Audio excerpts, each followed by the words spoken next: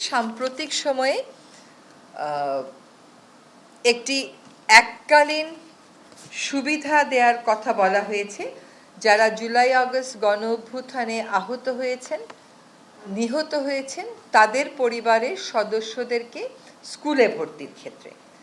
এদের সংখ্যাও আসলে খুবই কম, মাত্র 12,500, মানে সংখ্যা কম ইন দ্য সেন্স যে 12,500 মানুষের জন্য এটা একটা এককালীন সুবিধা হিসেবে থাকবে শুধুমাত্র স্কুলে ভর্তির ক্ষেত্রে। এবং এইটা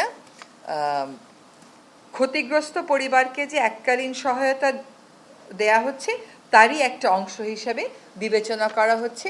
এইটা কোনোভাবেই কোটার সাথে তুলনীয় নয়। আরেকটা বিষয়ে একটু আপনাদেরকে একটু ব্যাখ্যা দেওয়ার প্রয়োজন, সেটা হচ্ছে মব জাস্টিস বা মোরাল পুলিশিং। সরকার বারবার তার অবস্থান স্পষ্ট করেছে এটা বলে যে মব জাস্টিস বা মোরাল পুলিশিংয়ের কোনো সুযোগ এখানে নেই, এদেশে নেই। সরকার এটার বিরুদ্ধে সবসময়ই একটা শক্ত অবস্থানে আছে।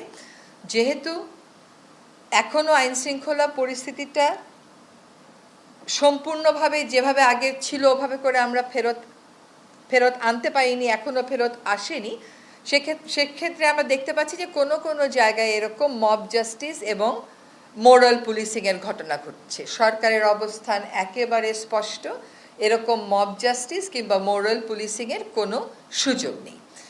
মোহাম্মদপুরের একটি ঘটনা নিয়ে অনেক কথাবার্তা হয়েছে।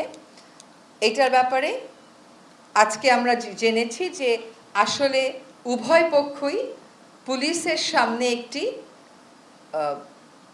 আপোসনামা স্বাক্ষর করেছে, এবং যেহেতু দুই পক্ষই আপোসনামায় স্বাক্ষর করেছে, কাজেই সেক্ষেত্রে ওইটাকেই আমাদের চূড়ান্ত বলে বিবেচনা করতে হচ্ছে।